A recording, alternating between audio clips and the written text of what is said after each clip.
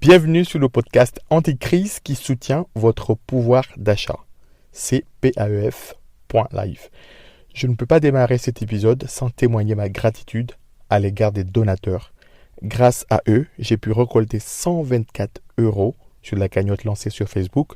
Cette cagnotte va me permettre non seulement de renouveler l'hébergement du site www.paef.live, mais en plus de cela, ça va me permettre aussi de payer un casque pour améliorer encore la qualité du son lors de la phase du montage.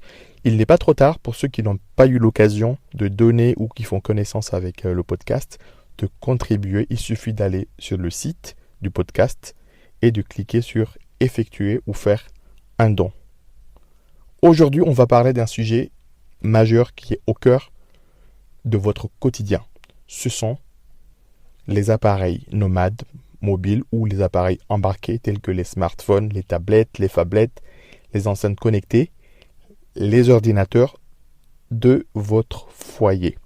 Donc si on additionne l'ensemble des appareils connectés au sein de votre foyer, cela représente une petite fortune. Ils font partie aujourd'hui de votre patrimoine. Comment les protéger en cas de vol, en cas de casse accidentelle, comment être indemnisé, comment protéger votre patrimoine technologique. Alors, ce n'est pas la protection en cas d'obsolescence, mais plutôt comment préserver la valeur résiduelle en fait de votre parc technologique. Donc, dans un futur proche, nous vivrons de plus en plus dans une société ou dans un environnement avec beaucoup plus d'appareils connectés. Donc, grâce à ces appareils nomades, son poids va encore croître au sein de votre quotidien. Donc, il est important de se poser ces questions. Donc, il existe aujourd'hui différentes appellations de l'assurance qui couvrent les appareils mobiles ou nomades. Donc, ces assurances, aujourd'hui, proposent en fait différents noms et l'essentiel de ces garanties repose en fait sur des sinistres bien connus comme le vol, que ce soit un vol par agression ou un vol qui est plutôt gentil. Il y a aussi ce qu'on appelle le bris accidentel, c'est-à-dire que le fait que lors d'un vol ou lors tout simplement d'un faux mouvement, donc votre appareil est tombé en fait accidentellement, ce n'est pas un accident causé par vous.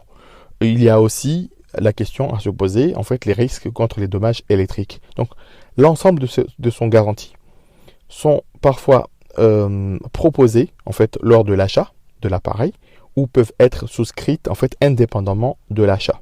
Donc via une compagnie d'assurance, que ce soit une compagnie habituelle ou des compagnies qui sont ou qui fleurissent en fait sur Internet. Donc en matière d'assurance d'appareils de connectivité, il y a deux écoles. Alors il y a ceux par exemple en fait qui lors de l'achat de ces appareils proposent ou préfèrent en fait souscrire une extension de garantie lors de l'achat en disant bon voilà, je vais l'assurer contre tel ou tel sinistre. Mais il y a par exemple d'autres personnes, une autre école qui préfèrent tout simplement souscrire une garantie, une assurance indépendante de l'achat qui permet d'intégrer bien évidemment l'ensemble des appareils. Alors, comment protéger votre patrimoine technologique en fait et quel est son périmètre de couverture?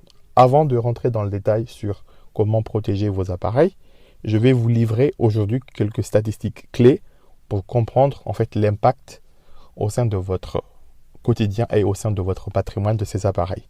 Sachez que 90% des foyers sont équipés en smartphone.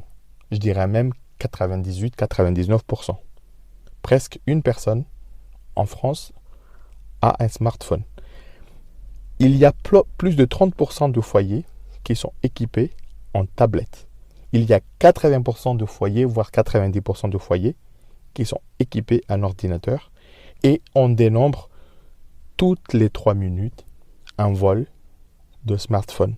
50% des sinistres concernent les smartphones.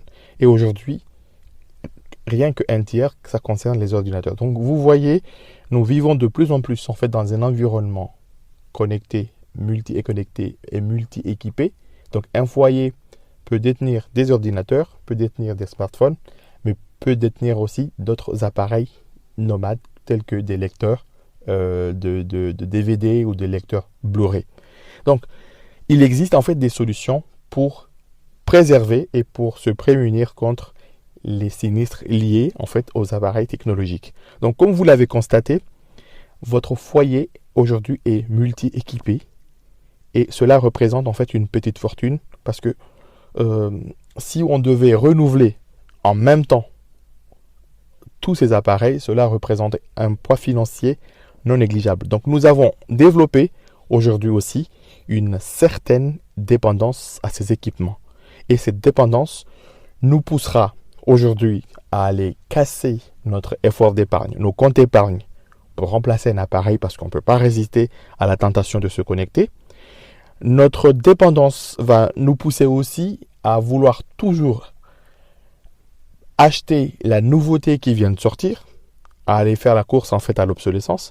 Et aussi, notre dépendance va nous pousser et va nous exposer de plus en plus en fait à des stress si on constate que son appareil en fait est cassé ou volé.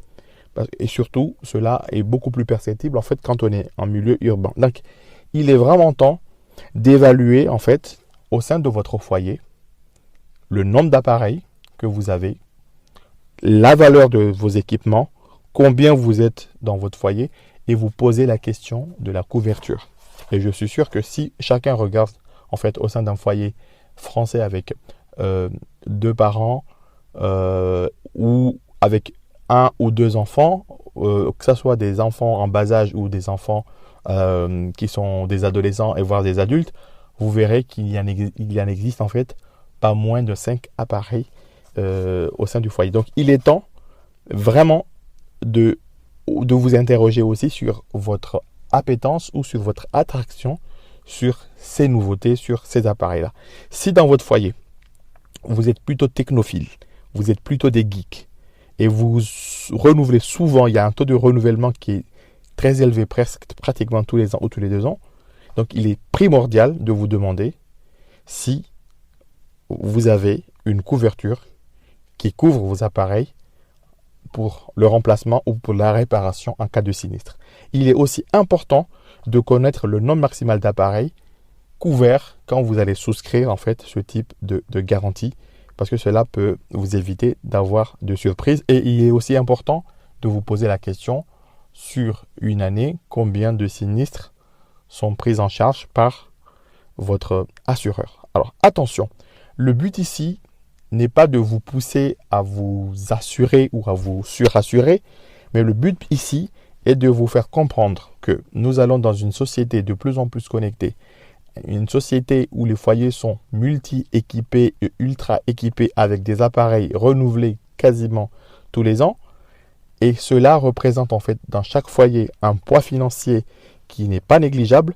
Et ce poids financier fait peser un risque en fait sur votre patrimoine financier, sur votre épargne et même sur vos revenus.